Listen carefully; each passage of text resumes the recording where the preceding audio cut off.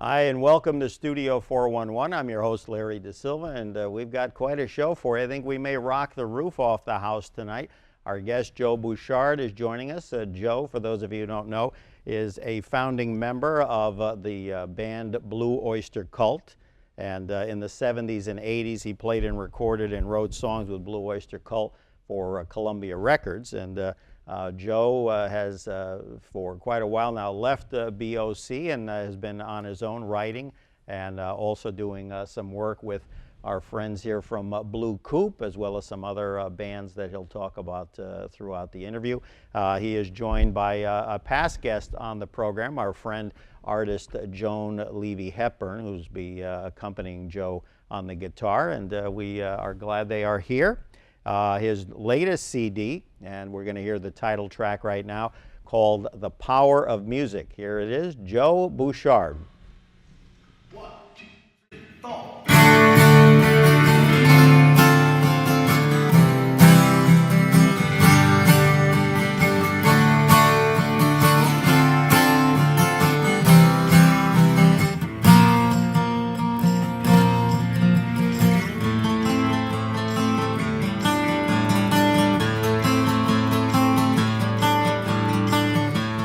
Time is precious, you can work it out. Time is precious, there is no doubt. Take a walk in the field, take a walk and be healed. Time is precious, no doubt.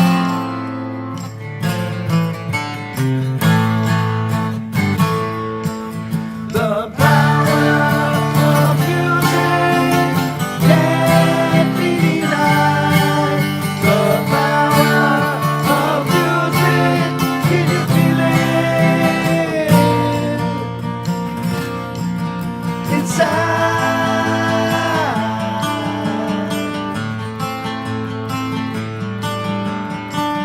Persevere, you will rise. One more reason to try. Open the door, keep her coming back for more. The power of music can't be denied. The power of music, can you feel it inside?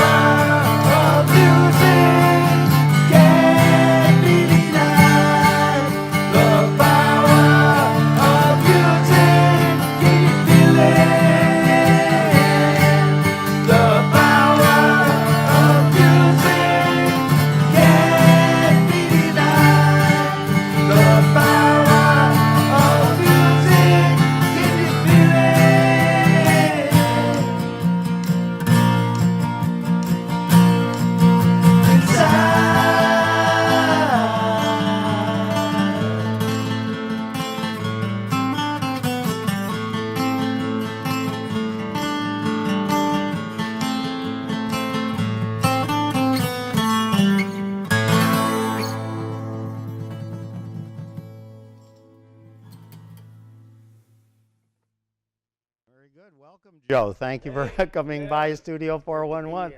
And Joan, of course, past guest of the program. Forgive me, you look like you're in 3D. I have my Joe Bouchard 3D glasses, and I believe, correct me if I'm wrong, right here there's the website over here, joebouchard.com. And Joan even has a little story about what's on the side of the glasses, little hammers. Is that what?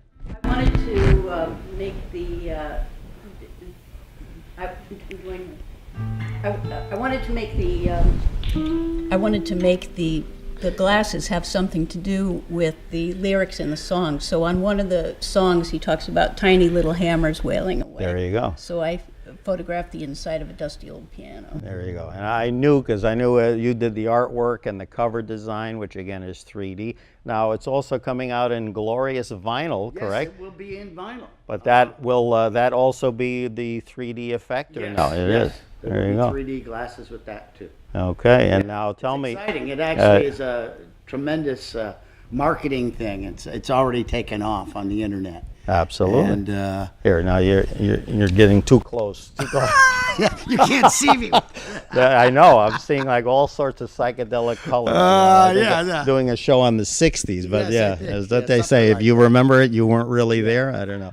So tell me now, the CD/album again. You started it in what, 2015? I actually started seriously working on it in August, so it took about 7 months. Finished the mixes up about February. Some of the ideas I've had for years, and I really felt like this is the best I've done. It's a very tight package. The songs are really well written. I was just glad to be able to get one together like that. Yeah. And it started, I had 3 weeks off, and I've never had 3 weeks off in my life. So I'm sitting at home, and I'm saying, get Nancy. Right? it's time to do the album, and just everything felt together on it, the songwriting and everything. and Some now of the that- songwriting I've done. And now the title, of course, the way I took it was The Power of Music, of course. Many people, even physicians, say that music is healing in its own way. Absolutely. So where Absolutely. was that kind of where you were going with the title? Exactly, Yeah. exactly. And just the fact that music has this mysterious power that can't be denied. There you go. And it was just a natural, and then it, worked it out with different things. I actually started out, it's like one of those old ideas I had, and it was the slowest, draggiest song, but the power of music got to me, and I said it's got to be up and exciting. So Now, that's when how you're I ended when up. you're thinking about putting together an album or even writing an individual song, do you like these days use your computer, your phone, write crib Everything. notes, everything? Yeah. Everything. You got pieces of paper like on a Everything. bulletin board? Pieces of paper. Most of it's done on some kind of digital device. A lot of phone things. I'll be driving in the car. I'll say, oh, God, I got a great idea here. I got to pull over to the side of the road. Let me tell you there. Most people are pulling over to text. Joe, if you see him, he's pulling I'm over writing a to song write an on the idea. side of the road. I swear, I pulled over because it was so exciting. I said, I finally got it, And so I write it on the phone. I write it on my iPad. Write it on the computer. And then you bring it all together, and then hope that it all gels, as a total project, I have to ask you, there's a gentleman, John, if I have it correct, John Elwood Cook. And he did a Yes. couple of tunes on the Blue Coupe, Yes. Million Miles More. Brilliant writer. Also a brilliant artist. He was just giving a lecture in a museum yesterday. How would you describe his songs? I mean, They the are photographic. very cinematic. He's a graphic artist, so he sees things as like very technicolor and vivid ideas. And the song on this album is called Photographic Evidence, which is, when I heard it, I said, wow, that is so amazing. That's such an amazing song. Yeah, no, I just noticed And- that even with the two that, Yeah. he did on the Blue Coupe Yeah. CD, I just thought, wow, this guy You- he has something, and I Yeah. just couldn't put my finger That's on what true. it is. He has something, and you don't know what it is, you but guys he's got bring it, Yeah. both you guys and now He's, solo, yeah. He was our neighbor growing up. I've known him ever since I was a baby. Now, He's you was our guys next-door grew neighbor. up in Long Island, Yeah, correct? well, this was actually upstate New York. Okay. Yeah. Yeah. Up in the St. Lawrence River. He wrote a great song called Dark Boat. But he also writes about vampires. You Like Vampires is one of his best. Oh, I and- know you. There was a saying, and I wish I had written it down. Something. You're definitely Halloween must be his favorite holiday, isn't it? I definitely get a vibe that Joe is like into all this. Devils and ghosts. Is he the wolf man? Well, yeah. Tell me that. Now I heard you wrote that on a Leonard I was Skinner. yes, I was on a cruise. Yeah. It was in October, was just around Halloween time. So I said, I really should write something, that has the Wolfman. Maybe I just woke up in the middle of the night. The seas were rocking, on the ship.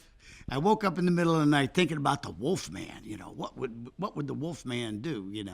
And so it went through probably a half a dozen different incarnations before it ended up being the. So you're inspired even on a cruise, although that was kind of business and pleasure. Yeah. The whole cruise is.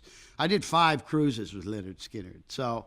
But the cruise was amazing thing because everywhere you turn there was a great guitar player. Oh yeah. Oh man, I just turn around. There's Ricky Medlock of Lynyrd Skynyrd, or the guys from Molly Hatchet, or Little Feat. It just went on and on. It was amazing. Cruises, those are happening. Whether it's jazz, country, rock, you can get cruises.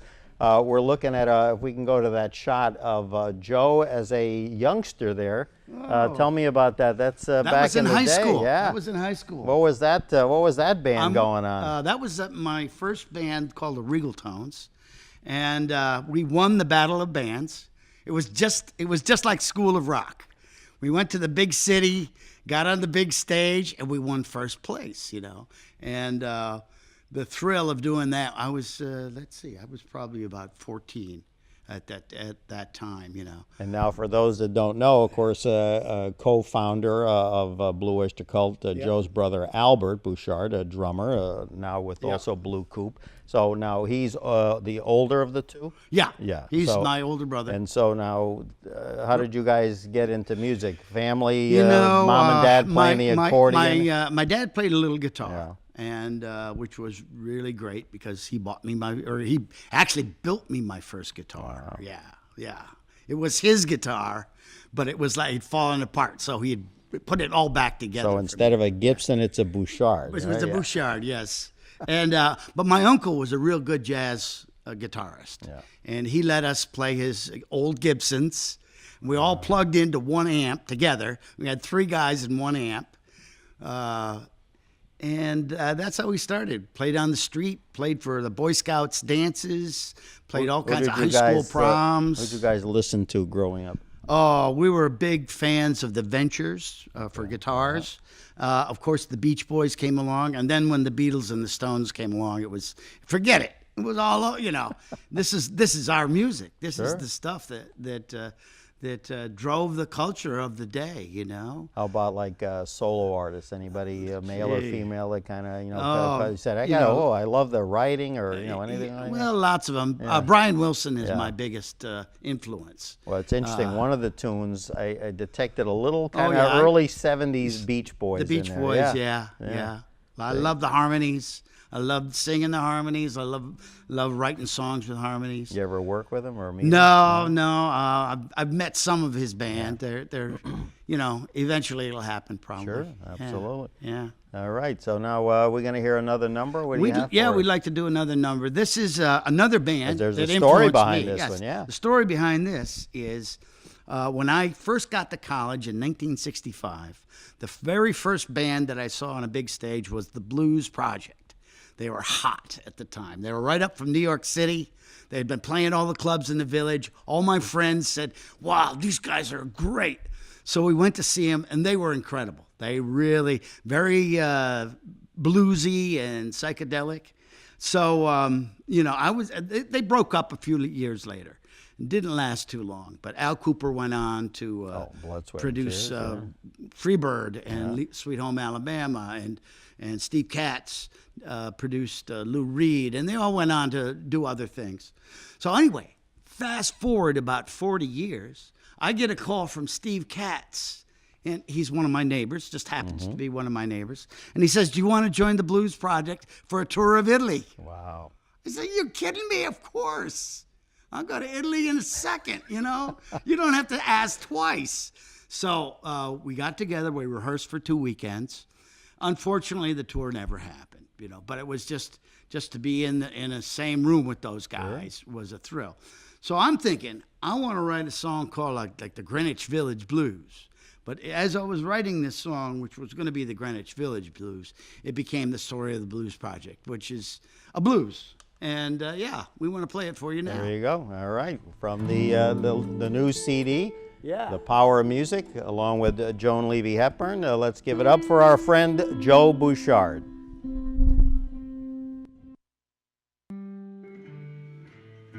All right, here it is. The Story of the Blues Project. 1, 2, 3, 4.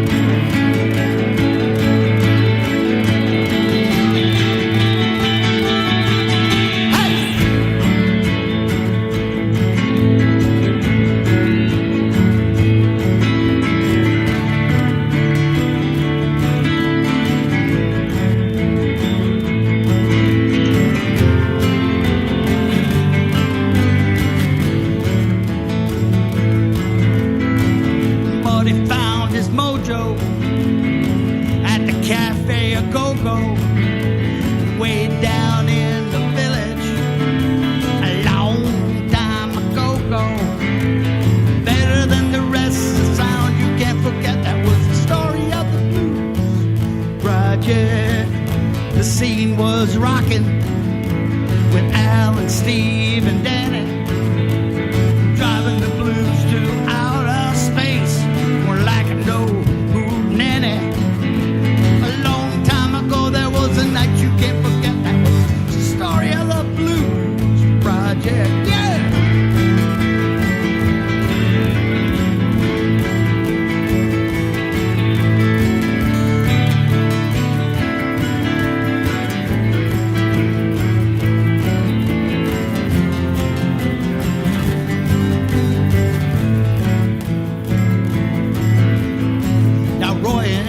Pushing the band to go much higher, stoking the engine down the road to add some fuel to the fire. Better than the rest this night, you can't forget. That was the story of the Blues Project. The times were changing, the bands they were raging, they're heading out in different directions, with a few exceptions. A long time ago there was a state you won't forget. That was the story of the Blues Project. Now these guys didn't jive, they went their separate ways, but that's what it was back in those good old days.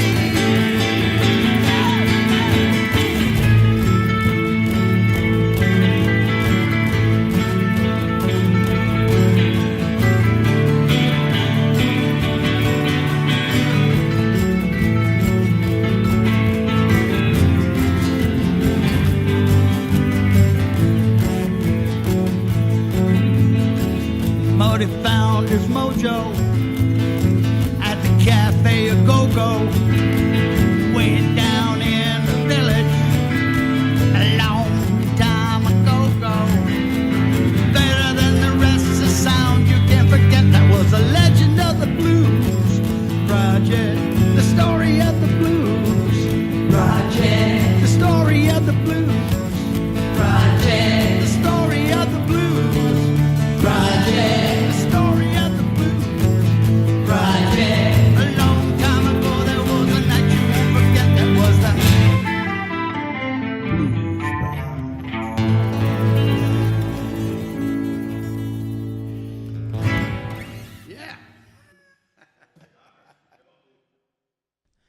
And self-described muse Joan Levy Hepburn joining in. My goodness, when Joan joined me last year to talk about some art projects and different things she had going on, she wanted to keep this part of her like so quiet. It's amazing what you've brought out of her, right? She's a student of Dave Van Ronk, a very famous, we talked about Dave, absolutely. Very famous, Greenwich Village. Danny Cald and Steve Katz were also the guys from the Blues Project. Were also Dave's students. So that helped bring you out of your shell. Full circle there. Yeah. So, yeah, he taught a lot of people in the village, and a big part of influencing the musical scene in New York. So this is dedicated to Dave Van Ronk too. Absolutely. I have to do a real Dave Van Ronk song someday. But I like this one. So. Quick question.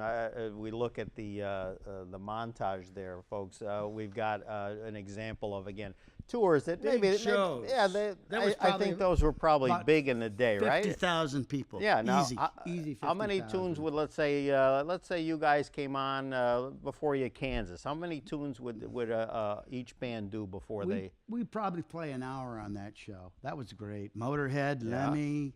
Oh, Blackfoot. Of course, Lemmy, that just recently passed away. Good friend of ours. We did a lot of shows with him. We were so lucky that in the 70s and 80s, it was a lot of big shows. I ran into Cheap Trick recently, and they said, that summer we played with you, it was like every other night was a stadium. How do you get that? So it was a great time. Things are so tight now because, especially in the East Coast, we might get rain. We can't do this. Well, I mean, I've been a proponent for years. It was a different time. There was no internet. There was no MTV. No. So if you wanted your music experience, you had to go to the festival, or you had to go to the stadium for the show. And it's still around, but we were lucky to be a part of it. Very corporate now, very corporate. Yeah. You talked about before MTV. I came to realize doing the research for this interview, obviously, that "Burnin' for You" was a really big song that summer of '81. And they got an awful lot of airplay. It was a top 40 single, but really they played our video all the time. Yeah. We made about 5 videos for MTV, but that was the one they played the most. And a lot of it was when they first opened their doors, they didn't have much to play. So luckily they played us. I never understood the song they opened up with. Video Killed the Radio Star. All right, so. Now, hot off the press here, I have a review that just came out literally days ago from Jersey Beat magazine. Again, we're talking with Joe Bouchard along with Joan Levy Hepburn. The Power of Music. Vinyl, yes, coming. Look at that, huh? Is that a great or whatever? Oh my goodness, vinyl rules. I'm telling you. That's why the music industry is probably on the upswing. Is because vinyl. Well, yeah, it's okay.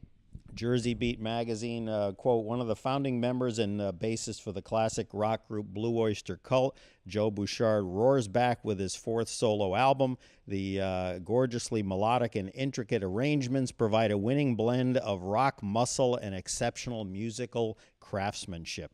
Bouchard's smooth vocals and concise songwriting are likewise on the money impressive. Better still, Bouchard's obvious love for music comes through just as loud and clear as his undeniable dexterity, thereby giving this album plenty of heart to go along with all the polish, a complete delight. Now, I was going to open up with that, but thank you. You want to go on tour with us? Hey, anytime.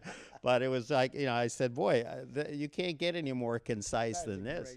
And that's from Jersey. It's just getting started because, we just serviced a lot of the magazines, and they're just getting around to listening to it now. So, but I'm very warmed by the reception so far for the album. And we'll be playing it live. We start in New Haven this summer and taking it into small places. We're doing a thing called the Up Close Tour, which will be like this, a couple of acoustic guitars, but so you can get really close and to see how the performers are doing these songs. You're just getting all the rust off of Joan. I'm telling you, she will be so calm that she will be painting someday while she's strumming. I could see it now.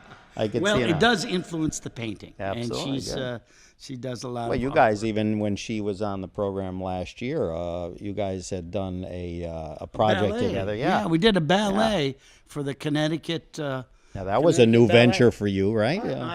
I thought about that when I was in graduate school. I always wanted to do a ballet, but never came together. And so this thing started as a piece of art, this long piece of art. And the director of the Connecticut Ballet, Brett Raphael, said, why don't you write a ballet based on this artwork? And I said, oh, yeah, well, maybe we'll get around to it in a couple of years, No, he says, I need it in 10 days. Wow. I need it in 10 days. 10 days? I remember Joan telling me that, and I was like, from what I understood of it, I'm like, I said, how are you gonna pull that off? Yeah, I don't know how you did it. 20-hour days of Yeah, work. 20-hour days. nonstop. Yeah. Late nights, composing. The music was co-composed myself and Kevin O'Neill, who's a great jazz guitarist, and we just put it together and made it work, because I didn't have any idea what it would take to choreograph, because that takes a couple of days too. A couple of But days, I think a couple of weeks. When we saw it up in West Hartford, in Elizabeth Park, we were stunned. I was like, what was that? Like these incredible dancers, and they're doing these ballet lifts and acrobatic moves to our music. It was like, wow. And to her costumes, she did the costumes and the backdrop. That was incredible experience. Amazing. How we get to do that? I asked this of your bandmate with Blue Coupe, Yes, Dennis. Dennis. He and Cindy, his wife, as well, designed the costumes back in the day for Alice Cooper. Quick answer. Best guitarist, in your opinion, that you've ever heard, not necessarily met. But Well, the best guitarist I've ever worked with is Buck Dharma from Blue Oyster Cult. He's amazing talent, amazing talent. But I love so many guitarists. I really loved Glenn Buxton from the original Alice Cooper band. He was a great presence, on stage. But there's so many, I would say songwriter, probably you've already answered that, Brian Wilson. And any others that come to mind? The Beatles, they're amazing songwriters. About- I did get to hang out with Mick Jagger once. Wow. A couple times. And, he was very nice, very friendly, and what can you say, about all those great Stones songs? Oh, yeah. So there's a lot of them. Of course, they're all good. How about keyboardists? Piano / keyboard. Keith Emerson. We got to play with Emerson, Lake and Palmer back in the day, and he's amazing. There's a lot of great keyboardists. I kind of like the guys like Billy Powell from Skynyrd, or Chuck Leavell, who plays with the Stones. Those are my kind of the bluesy piano players. If we can get a shot of the camera there, we've got what is the word I'm trying to say? Not a bumper sticker. What is that? A patch from the Blue Oyster Cult That was days. on tour in 1975, our first European tour. That was when, I don't even know if they make Fabulous. patches anymore. I couldn't come up with a word. Patches, yeah. patches. And now there's one of the stadiums again. Yeah, one of the looks stadiums like in out in LA. L.A. or Anaheim. And yeah. again, you guys would pack that. Now, Yeah. how did that work? You guys were like set up in center field or on? Sometimes, usually in the Second end zone base, somewhere. yeah. Fabulous shows. Anaheim Stadium. Played down in San Diego at Charger Stadium. It was just two bands. A lot of times there'd be like 8 bands or something. But this is just us, Cheap Trick. Blue Oyster Cult, Cheap Trick, sold out the stadium. Wow. Those Now, are the days. I certainly felt it was long overdue that Cheap Trick got into the Rock and Roll Hall of Fame. What's up with Blue Oyster Cult? I know. Well, I don't think you ticked off Jan Warner. So I mean, I don't know what the holdup is. I don't know. They have their favorites, and there's a big long line in front of us. If they only induct 5 or 6 a year, maybe when I'm 90. There you go. I would be happy with the honor. I would graciously accept the honor. But it's a matter of there's just a lot of things going on. Every time I've been to the Rock and Roll Hall of Fame half a dozen times. We played there with Dennis Dunaway several times. The people there could not be nicer. They take us into the vault. They show us stuff the public doesn't get to see. You might see something of your, or is it only to those that have been inducted? In other words, all the kinds of memorabilia. All kinds of stuff. But what really stopped me in my tracks was James Brown's cape. Oh, when they okay, used to come out, and they put the cape on him. He'd be exhausted, and he'd yeah. be struggling off the stage, and they come out, and they put the cape around him. They had the cape. Oh yeah, no, But, can't get better than that. Let me But tell you. the people at the museum itself they could not be nicer, and they say, it won't be long. Well, it's okay. That's not why I'm doing it. I'm not doing it for awards. I do it because of the love of the music. We got a shot there of you and the guys back in the day. I want to say about 1977. That's you on the left. I'm going to say what Albert is where. Albert's He's right next, second from the right. Second from the right. There you go. Yeah, and again around the mics, putting those sweet harmonies on the Reaper. I think it was. Yeah. Oh yeah. Agents of It could have been the golden age of leather, though. We were doing our barbershop. Now that reminds me too of a movie. I think I was either just out of college and into radio at the time, but you guys had some.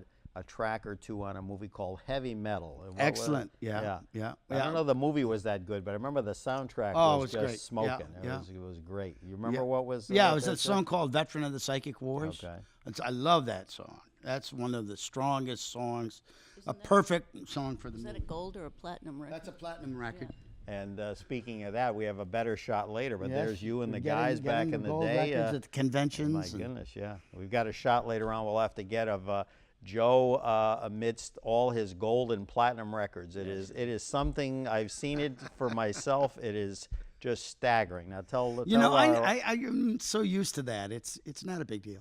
Now I'll ask Joan, how many gold and platinum albums adorn the wall? Oh, I don't know. A lot of them. If they give us one, we'll have to give it back because we have no room for them. No, there's 9 golds and 2 platinum. 9 gold, 2 platinum, which is pretty good. Not too shabby, as they say. Very good. Yeah. All right, what are we going to hear next? All right, take us back. Let's do a classic Blue Oyster Cult song called Astronomy. This was covered by Metallica, and it changed my life. I wrote the song in 1974, and then in 1997, 20-some years later, Metallica says they're going to play a Blue Oyster Cult song on their new album. And then I said, well, it won't be mine. And then I found out it was mine. It changed my life. I quit my day job. Amazing. It was life-changing because I felt like I had been neglecting my songwriting. But when you get a cover on a Metallica record, that's a big pat on the back, And it's always tough with a band. Yep. I mean, look at the best example, the Beatles. Poor George Yeah. Harrison. And, He'd be lucky to get one cut on an album. Right, With you guys, right, I mean, I'm right. sure it was somewhat Exactly. similar. You get 1 or 2 tracks of that. And But Astronomy, it's definitely been a fan favorite. It was never a big hit on the radio, but it's got legs. it's and amazing the fans I'm remember thankful. it, though. I am Now, thankful. remind us, that was off of what Blue Oyster Cult? It was off Secret Treaties in 1974. There you go. All right. A little astronomy lesson for us. Okay. Joan Levy Hepburn and Joe Bouchard. Take it away.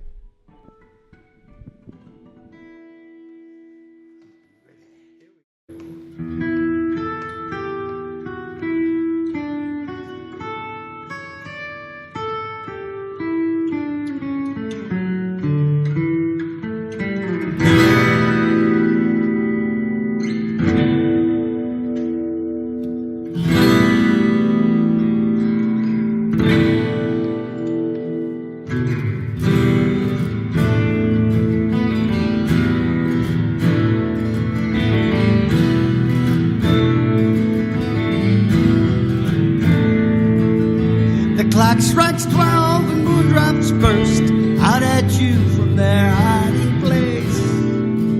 Like acid and oil on a madman's face, reason tends to fly away. Like lesser birds on the forewinds, like silver scrapes in May. And now the sands become a crust, most of you have gone away.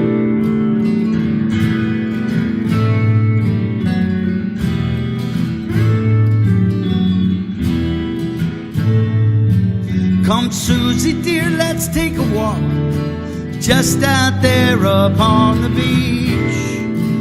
I know you'll soon be married, and you want to know where the winds come from. Well, it's never said at all, on the map that Carrie reads. Behind the clock back there, you know, at the Four Winds Bar.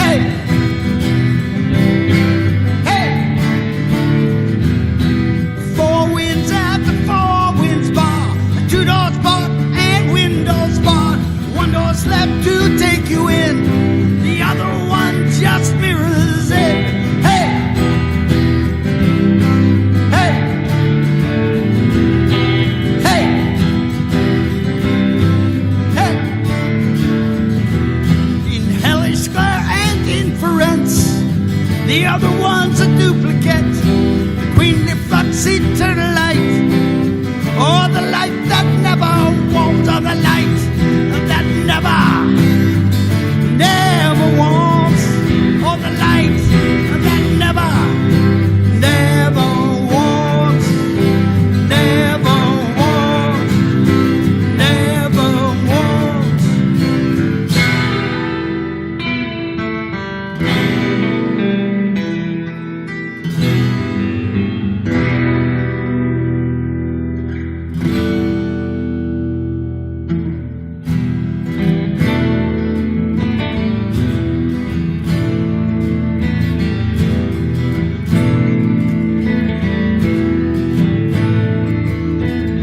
Strikes 12 and moondrops burst out at you from their hiding place. Miss Carrie, Nurse, and Susie dear would find themselves at the Four Winds Bar. It's the nexus of the crisis and the origin of storms. Just the place to hopelessly encounter time. Then came the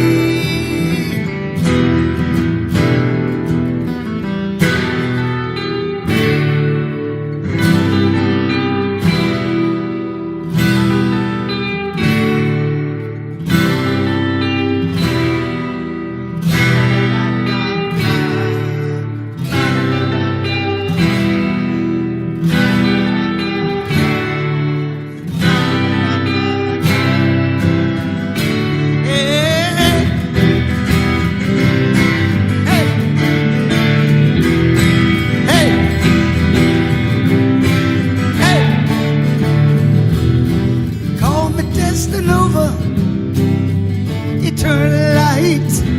These gravely digs of mine will surely prove a sight. And don't forget my dog, fix the consequence.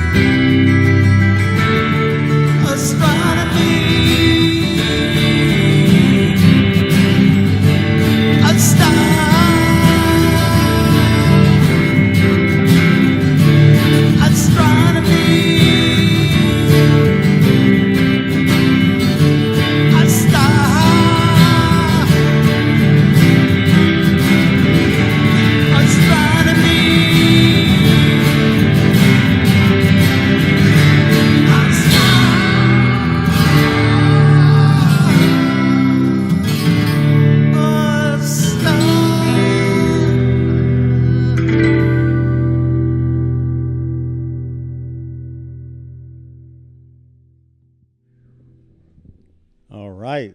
We still have the roof on? There we go. All right. Oh, my Thank you. goodness. JoeBouchard.com. Joe Bouchard, along with help from Joan Levy Hepburn. We are, in case you haven't noticed yet, we're on here on Studio 411. Larry Dasilva, your host for the hour. We thank them for joining us in the remaining moments. Oh, we have so much to talk about. Buck Dharma. Now, you mentioned him before. He's written songs even for like Blue Coupe and some of you've worked with him for years. He really is the only true Blue Oyster Cult that has spanned the beginning. No, Eric Bloom has been there all through the thick and thin from the beginning. Eric Bloom and Buck Dharma, the main people. Goes back to the first band, the Soft Underbelly. It goes way back then. All right. I booked the Soft White Underbelly. I was a big fan of the Soft White Underbelly. That's the predecessor to Blue Oyster Cult. But then they asked me to join the band when they changed their name to Stalk Forest Group. And but Stalk Forest didn't last too long. So about a year later, we became Blue Oyster Cult. Which was the one that they had a record deal on Elektra, was that? Yeah. I think Jack Holtzman, the president of Elektra, thought that they could be the next Doors. Gotcha. Doors were big at the time, and he wanted a band from New York that were similar to the Doors, or at least had the potential of doing those kind of recordings. Oh my goodness! There thoughts are running through my mind. Things I wanted to ask, but you guys just did, and you had a little help from your bandmates. You did something with the Martin Scorsese, Mick Jagger vinyl. That was an amazing experience. We got to do a track in this new HBO series called Vinyl. It's been very popular. All my music friends watch it. I haven't seen it yet. Little clips here and there. What's the name of the song? The song that we did is called I Love the Dead. It's an Alice Cooper song that Dennis played on the original recording. So the producer called me first, and I said, well, we got to have Dennis play because he's got the original bass that he played on that recording. My brother plays drums on it, and it was a secret for a long time. We couldn't tell anybody about it. They made us sign a non-disclosure agreement. We couldn't talk about it. It's a big secret. But now it's out, and it really came out beautiful. And it's a great scene in the movie with the guy that plays Alice Cooper, and they terrorize this guy from a record company. It's Ray Romano's in it. It's a good cast. Romano, of yes. People, yeah. Now, another thing, too, that you've been involved with, quite an honor. Tell us a little bit about, in the few minutes we have, you had done a song called Career of Evil, which is also on the Power of Music CD / vinyl. Yes. And J.K. Rowling, best known for Harry Potter, I believe. We didn't know this, but apparently she's a big Blue Oyster Cult fan. She's the biggest selling novelist in the world with all those Harry Potter books.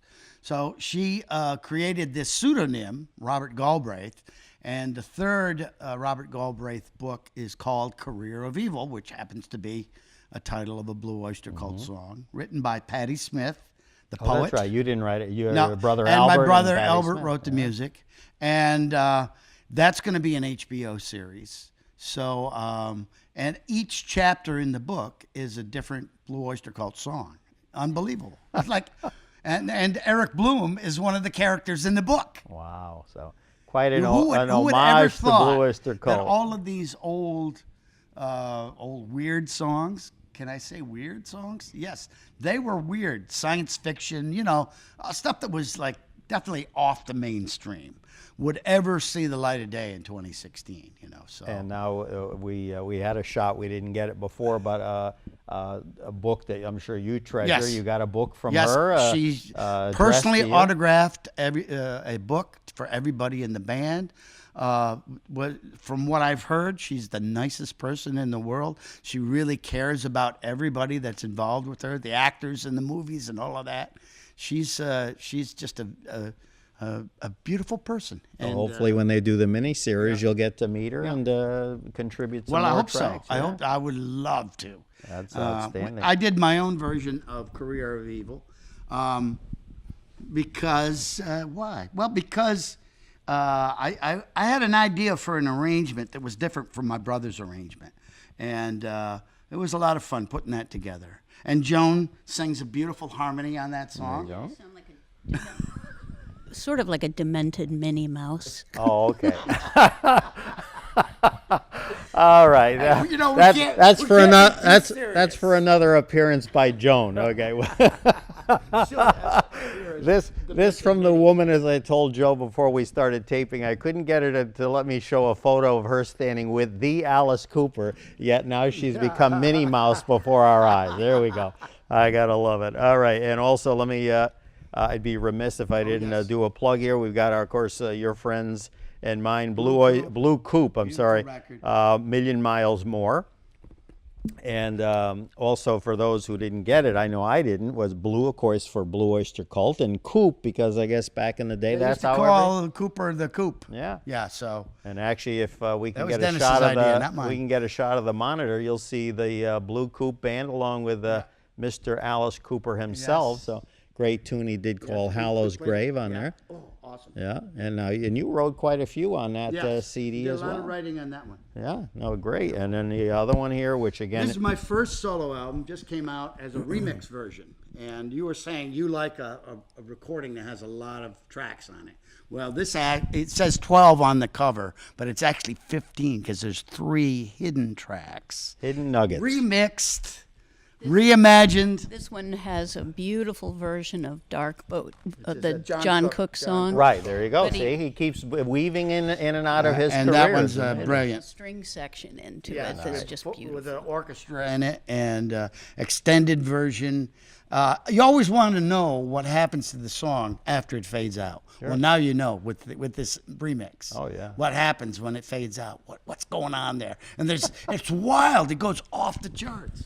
Anyway.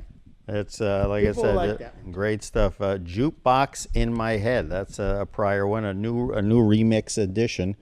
Joe Bouchard, and let's see. My goodness, now any chance of obviously prior to the hopeful induction into the Rock and Roll Hall of Fame? I mean, it's been a few years. You've been a soloist longer than you've been a band member. That's true, I guess, yeah. I do both, and I try to do it simultaneously, And again, just one person's opinion. I think Blue Coupe is just outstanding. Well, I hope thank you you. guys keep doing Thank you. more. I mean, Yeah, it's thank you. a phenomenal CD, and of course, what company? My Very brothers few band members already have working brothers on new that they songs. talk to. I just read Yeah. about Oasis. Those guys don't even talk to each other. You guys are like, through thick and thin. No, yeah, And well, of course, we get a shot. We got some great examples of Joe's guitars over there on the monitor. Look yeah, at I've that, become huh? obsessed with guitars in my old age. You like the woman It's with my the crack, shoes, right? Yeah. It's my crack is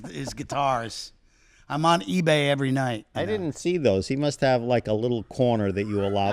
Most They're kind of taking over. They're taking over. Yeah, taking yeah, over. yeah. I gotcha. All right. And we've just got a couple of minutes here on Studio 411. Joan Levy Hepburn joining our friend Joe Bouchard here again with his latest CD, his 4th solo CD, The Power of Music. And again, joebouchard.com. Joe's going to be all over the map. So again, and Blue Coupe, of course, you guys were recently in New York at Club B.B. King. BB King's, it was a fabulous show. It's just great to play with those guys. Yeah. Dennis is doing a lot of promotions for his book right now, but we'll be playing more this summer. So The book is fantastic. Yeah, Now, when great are you book. going to write yours? I gave him a few ideas I too. thought maybe I would never do it, but it might happen. It might happen. All right. Well, we'll certainly look forward to it. Who did I give someone else an idea about? Oh, you should do a classical. Oh, Chris Jasper, Isley Brothers, Rock and Roll Hall of Fame. yeah, sure. And he goes, because he's Juilliard trained. And he said, oh, yeah. He says, that's not a bad idea. His wife tells me, I've been telling him that for years. You tell him, and all of a sudden it becomes reality. Well, So- people love those stories, and they really they ripen as you Absolutely. get older. So you got to get them down. Very good. Well, again, we thank you both for coming. Joan, we look forward to seeing you again soon with whatever project you have. And 3D oil paintings. there you go. All right. Look forward Working to on a it. set of 3D paintings. And Joe, our best of luck Well, with thank the you. new Thank you, Larry. CDs. It's great to be here. Thank you. A pleasure for having having you. us. And we thank you for joining us here on Studio 411. We've got a studio track to play for you with a great montage of Joe and his career. Walk with the Devil. And again, that's from the album The Power of Music. We thank you for joining us, and we'll see you next time on Studio 411. Take care.